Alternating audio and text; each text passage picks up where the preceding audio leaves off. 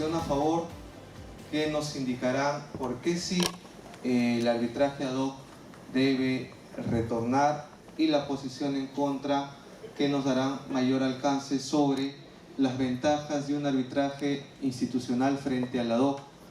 Y sobre eso haremos una dúplica y réplica para que el público al final de esta disertación elija una postura a través de una votación virtual que la van a ver en nuestra fanpage, donde pueden ver la posición a favor y realizar los votos. Bien, sin más preámbulos, me toca presentar al doctor Carlos Matthews.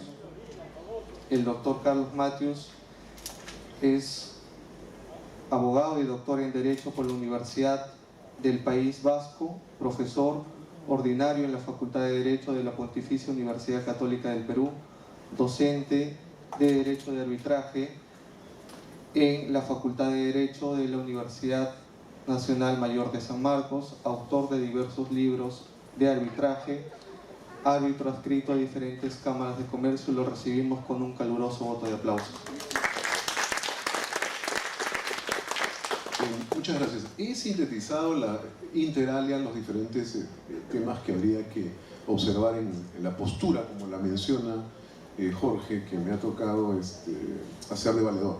En realidad no hay ninguna postura. Aquí el tema es que el arbitraje todo, como la elección de irse por un ad hoc o un institucional, como puede ser voluntario o internacional o doméstico, o un arbitraje de derecho de conciencia, se basa en la autonomía de voluntad.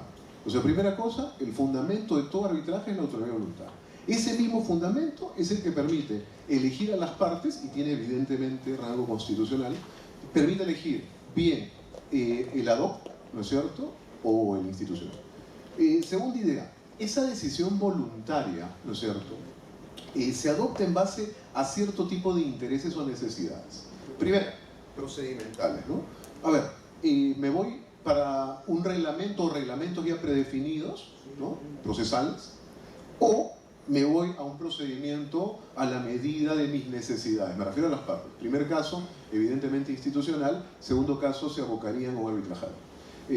Económicas. ¿Les interesa a las partes pagar honorarios a una institución arbitral con el recargo de costes que se involucra? ¿O su decisión voluntaria es no hacerlo?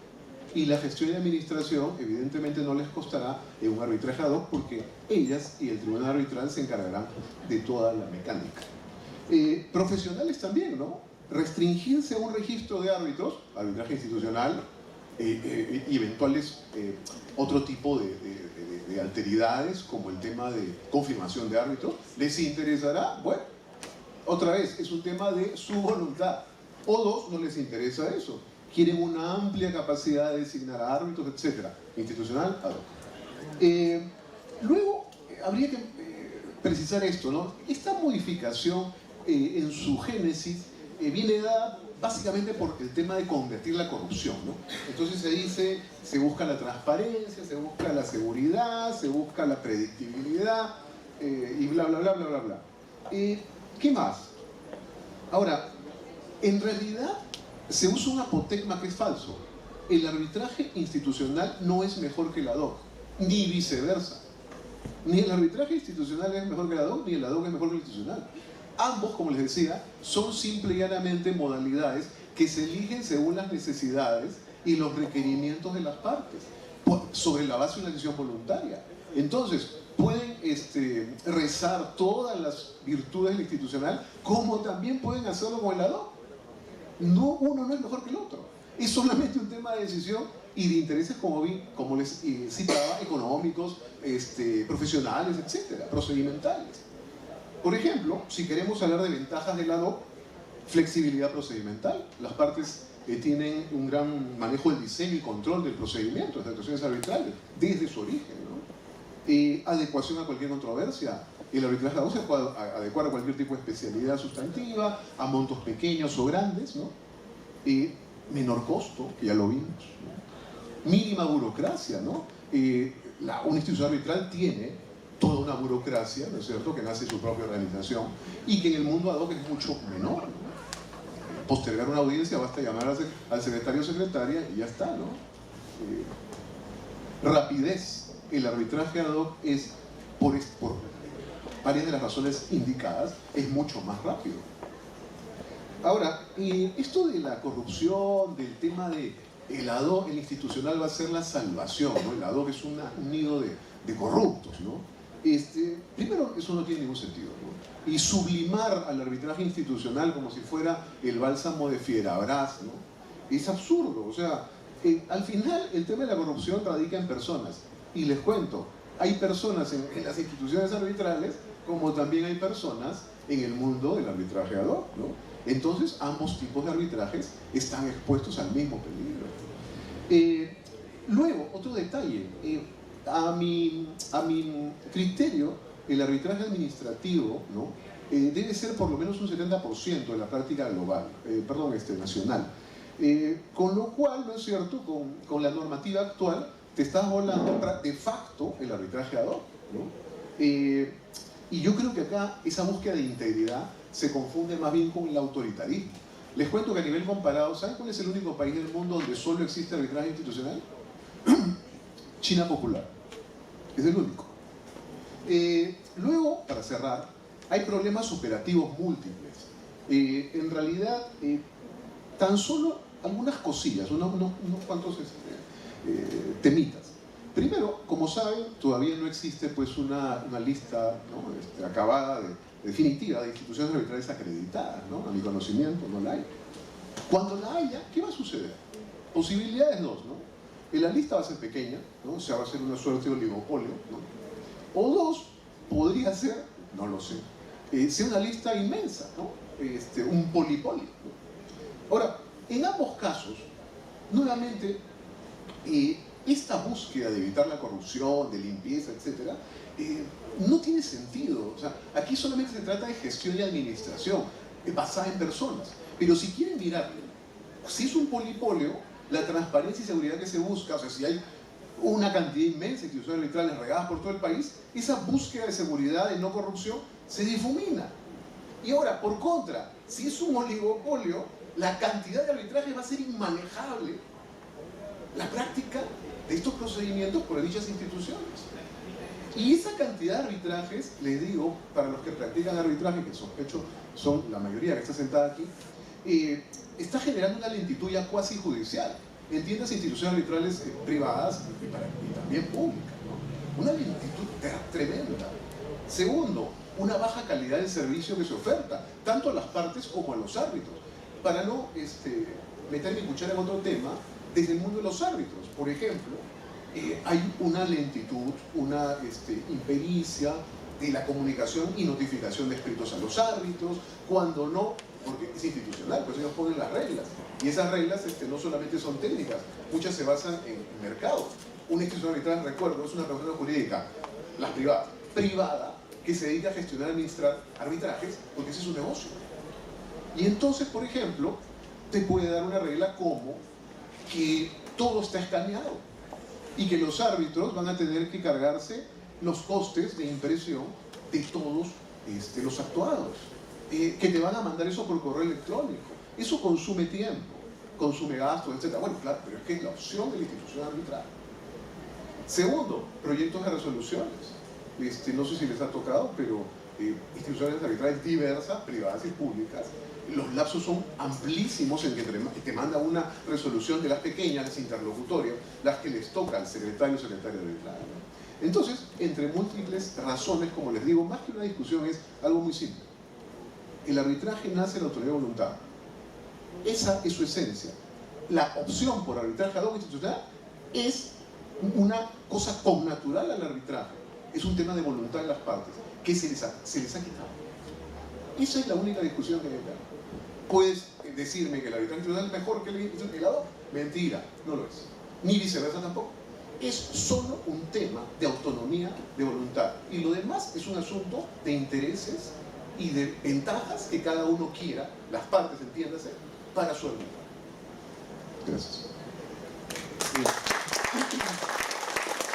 Interesante la posición marcada sobre, a favor sobre el arbitraje ad hoc. Vamos a concederle el uso de la palabra al doctor Cuentas, quien es abogado por la Universidad UPC, ex secretario de la Cámara de Comercio de Lima y con amplia experiencia en temas de arbitraje, quien nos va a dar la posición en contra y por qué debemos apostar por el arbitraje institucional. Doctor. Muchas gracias, buenas noches. Gracias por la invitación también.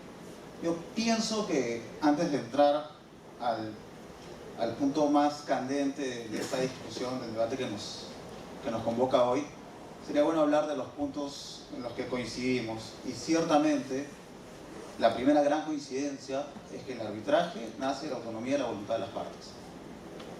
Y como consecuencia de ello, la determinación de qué es mejor, si un arbitraje ad hoc o un arbitraje institucional, radica únicamente en lo que las partes consideren que es mejor según sus necesidades. En eso no hay mayor discusión. En realidad, las partes diseñan el arbitraje de la forma que les parece más conveniente a sus intereses. Ese es un primer punto de coincidencia. El segundo punto de coincidencia que yo encuentro, ya entrando en la materia de contrataciones con el Estado, es que ciertamente el cambio normativo responde, aunque la exposición de motivos no lo diga expresamente, responde a un afán de lucha contra la corrupción. En la exposición de motivos ciertamente lo que se dice es que se está optando por incorporar el arbitraje institucional, dejando de lado el arbitraje ad hoc para materia de contrataciones con el Estado, o en todo caso restringiendo el arbitraje ad hoc a ciertos supuestos, para cautelar las buenas prácticas en el arbitraje. Y sobre ese punto, en realidad, una discusión que escapa un poco al tema que nos convoca ahora, pero que me parece importante mencionar, es si es que es efectivo o no el cambio normativo respecto al arbitraje institucional como mecanismo para luchar contra la corrupción. Particularmente, pienso que es un esquema aún por implementar y absolutamente perfectible. Sin embargo, y ya para entrar en la defensa de la posición que me toca, sí considero que el arbitraje institucional presenta algunas características que pueden permitir un mayor control sobre estas situaciones que precisamente se han escapado de control. ¿Y a qué me refiero? Una gran ventaja del arbitraje institucional, aunque se diga que es más costoso que el arbitraje ad hoc, ciertamente es que permite ahorrar costos, pero desde un enfoque económico o de análisis económico me refiero a costos de transacción. Cierto es que en un arbitraje ad hoc las partes pueden ponerse de acuerdo absolutamente de todo. Y la verdad es que el arbitraje institucional también. El arbitraje institucional no pretende superar la voluntad de las partes expresada en el convenio arbitral. Por el contrario, las reglas institucionales son supletorias a la voluntad de las partes expresada en el convenio arbitral. ¿Y en qué les permite ahorrar costos?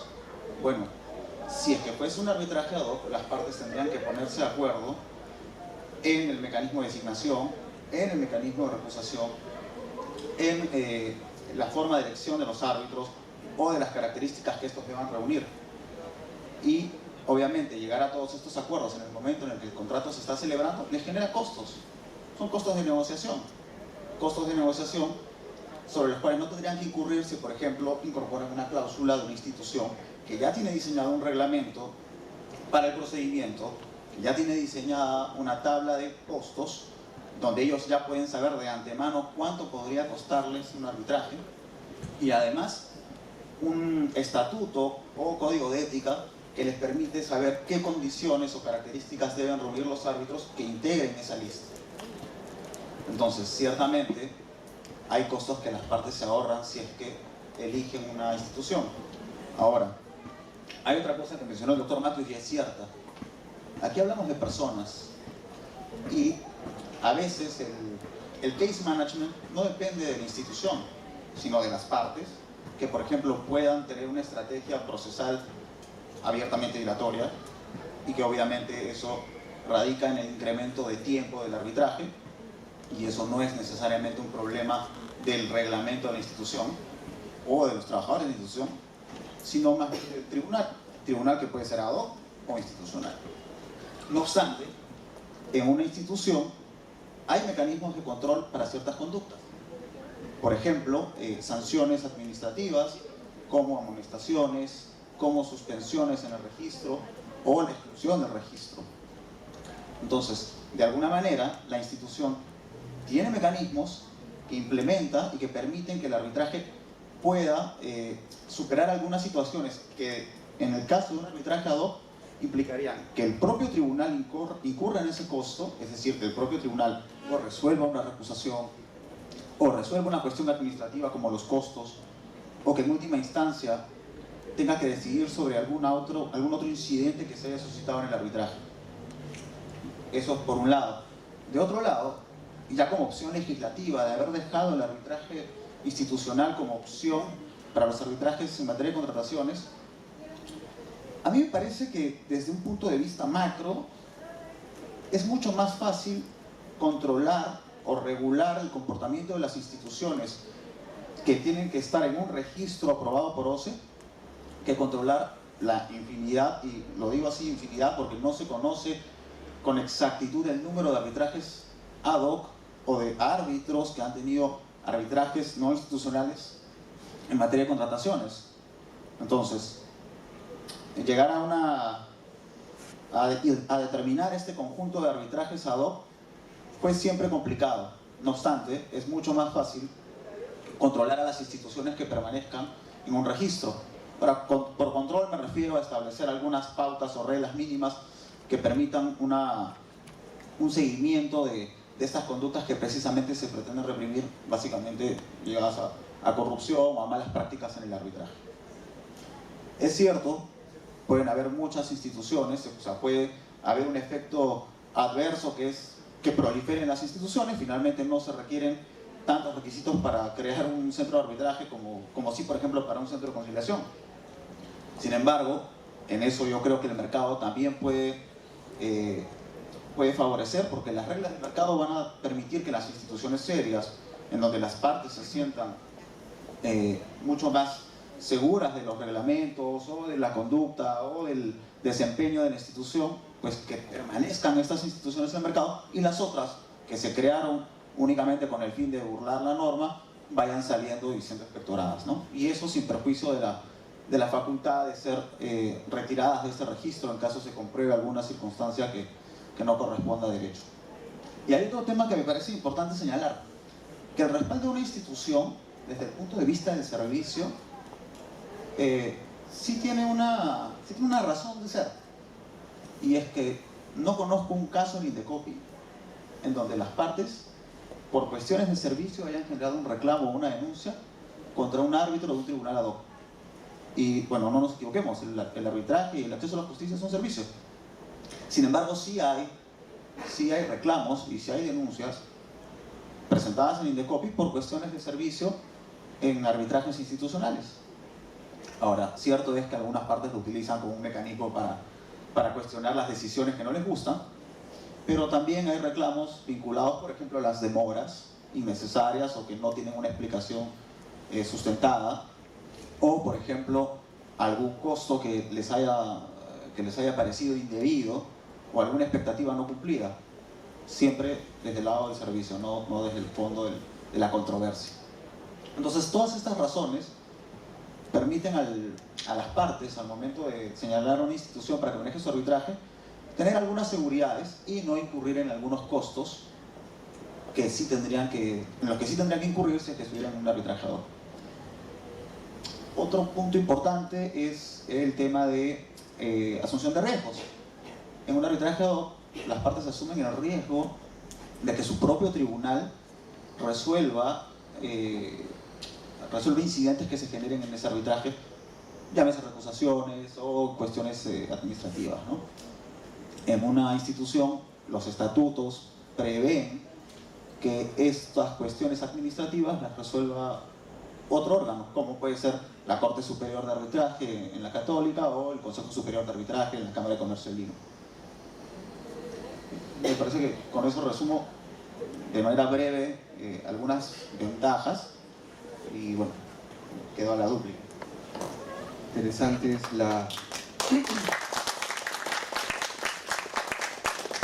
interesantes las reflexiones del doctor Daniel.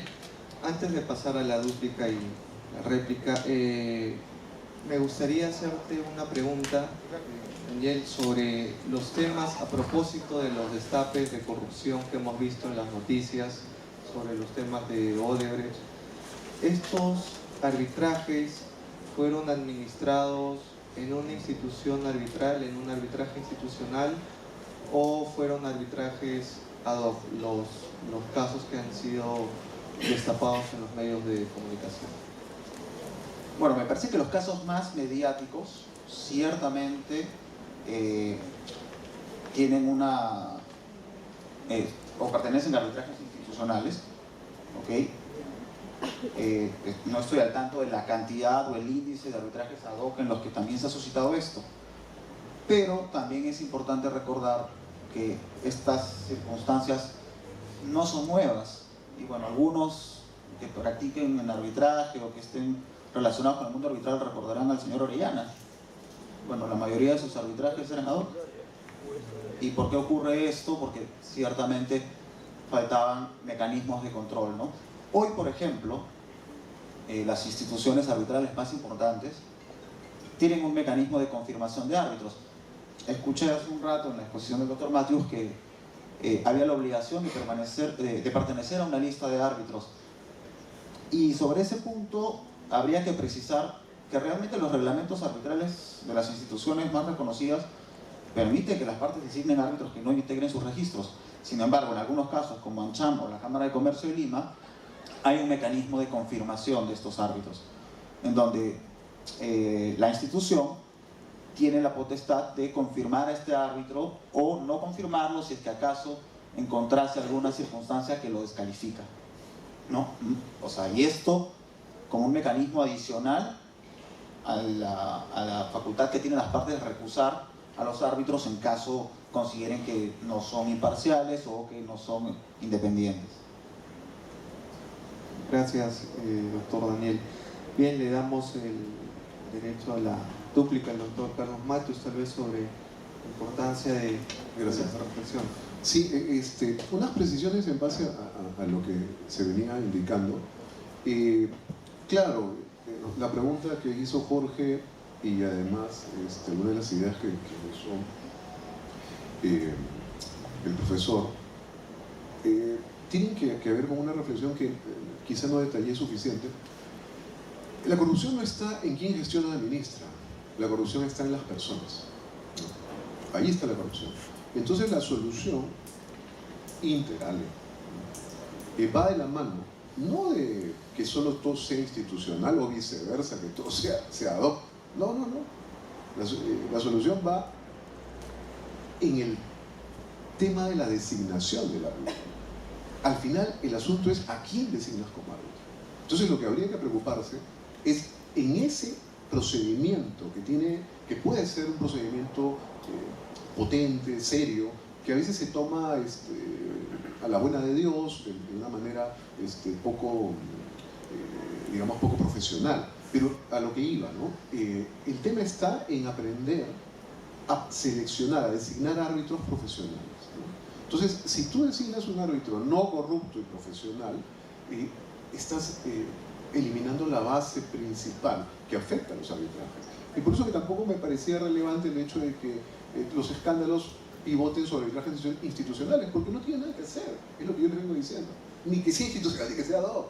Ambos tienen, como en cualquier país civilizado del mundo, salvo China y Perú, tiene que haber institucionalidad, y las partes elegirán lo que crean conveniente. Dos, el tema de, y cito, ad literam, como decía el profesor, control, ¿no? Les recuerdo, todos conocen meridianamente arbitraje aquí, que el arbitraje administrativo es el arbitraje especial en nuestro país que está más supervisado y controlado. Entonces el asunto no es eso, el asunto es simplemente saber elegir al árbitro, o saber elegir. Hace unos años publiqué un libro que me fascinó porque justamente trata de eso, ¿no? De la selección del árbitro. Y no solamente es lo que yo diga o publica algún otro catedrático o árbitro profesional, es el tema de que allí está la esencia de eliminar la corrupción, está en las personas, no está en la gestión de la administración. Doctor Martins, Sí. a propósito sobre lo que comentaba el doctor Daniel, sobre los casos Orellana, ¿no? Fueron la mayoría, como bien dice, ad hoc, pero en esos arbitrajes ad hoc no participó el Estado. Hay algunas cosas que se dicen que el OCE de alguna manera no tiene un control sobre la regulación de los arbitrajes ad hoc como se venían manejando. ¿Cuáles son sus reflexiones en la labor que hacía el OCE en el marco de los arbitrajes ad hoc, cuando al momento de instalar un arbitraje, las actas de instalación ya tenían reglas claras o no las tenían, había discrecionalidad, había directivas, o esto era una ley de la selva en cuanto a la ley de contratación con el Estado? No, como bien indicas, efectivamente, y todavía algunos casos que se están pateando hasta ahorita, ¿no? Y que seguirán seguro, ya no tantos, ¿no? Arbitrajes ad hoc. El OCE pues tenía ciertas reglas, como las que mencionas, los actas formato, ¿no? El requerimiento de instalar ante ellos, etcétera, que era una supervisión del arbitraje ad hoc. Entonces, sí, no es que lo defienda, pero tampoco me parecería descabellado. Sí, la Virgen mediante, si volviéramos al esquema global, racional, de práctica común en cualquier país civilizado de este pequeño planeta, el OCE podría de repente emitir algunas otras reglas adicionales para, como bien indicabas, supervisar mejor y más el arbitraje ad hoc. Y la verdad que a mí me dejaría sin bajo, ¿no? Como la abuela. Entonces, yo no tengo nada en contra digamos, de lo que el OCE ha venido haciendo, ¿no? En relación al arbitraje ad hoc. Y si se volviera, ¿no? A través de una propuesta de ley diferente, nuevamente, al esquema anterior, pues podría generarse directivas adicionales, ¿no? Que puedan coadyuvar a lo que planteabas, y no pasa absolutamente nada. Y para cerrar la idea, ya que empezaste con Orellana, bueno, en realidad, en general, no solo arbitraje administrativo, el arbitraje en general, yo suelo decir esto en las cátedras universitarias de pregrado, posgrado, esto es una especie de mantra con el que empiezo a veces a explicar arbitraje. El arbitraje es como una espada, una katana, pero de doble filo. Entonces, si alguien sabe utilizar el arbitraje, puede ser muy peligroso, tanto para el opositor como para el mismo sujeto que la está blandiendo. Entonces, ¿qué sucede acá? Que bueno, Orellana, de lo que tengo entendido, lo que utilizó pues para pillarse todo este tema inmobiliario, etcétera, fue la ley de arbitraje, como mencionabas, y interalia el artículo 14, ¿no? De extensión del convenio arbitral a las partes conciliatarias, que es un tema complicadísimo y que en realidad se entendió mal, no solamente por los operadores arbitrales, sino también por los judiciales, ¿no? Y que luego han tratado un poco de arreglar el asunto. Si les interesa, acabo de publicar un libro sobre eso en España, pero lo pueden pillar vía Amazon o lo que sea.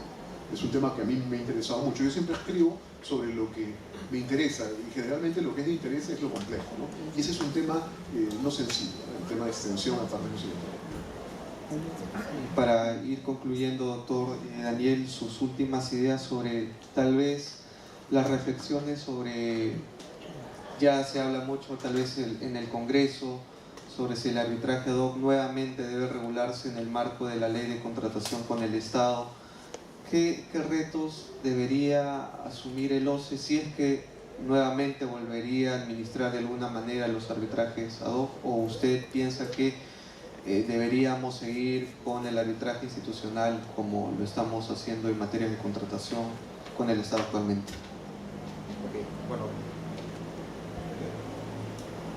primero, es cierto que el tema de corrupción no radica en el arbitraje que se elija, ya sea institucional o ad hoc, sino en las personas, y también en la designación de los árbitros, ¿no? que es realmente un aspecto importante y básicamente el eje central sobre el cual uno tendría que poner la lupa para la lucha anticorrupción. No obstante, pienso en realidad que ese cambio normativo debe tener la oportunidad de probar su eficacia, ¿no? O sea, este cambio es del 2017 y no tenemos todavía métricas para saber si es que funcionó o no, pero sí sabemos que el arbitraje ad hoc ya estaba contemplado por un buen tiempo en la norma de contrataciones con el Estado y bueno, ha probado sus falencias, ¿no? Es un sistema falible, no digo que el sistema del arbitraje institucional sea infalible, pero pienso que podría dejarse la oportunidad de ver y probar su eficacia respecto a los objetivos por los cuales ha optado por este cambio normativo. Así que, bueno, para defender un poco la posición que me toca hoy, yo diría que aún estamos en la etapa de prueba de este cambio. Me parece que era más saludable arriesgar por un arbitraje institucional que arriesgar por el arbitraje ad hoc, por ejemplo, que ya estuvo, ¿no? Entonces, en ese sentido, yo pienso que aún podemos ver o dar la oportunidad a este cambio de que pruebe la eficacia para la cual fue pensada. Bien, con esto concluimos. No quiero laudar ni nada, solamente invitarlos a que de alguna manera voten a través de nuestras redes sociales la posición que ustedes estiman pertinente, una posición a favor del ad hoc o una posición en contra del arbitraje ad hoc, con lo cual pido un fuerte voto de aplauso para los colegas.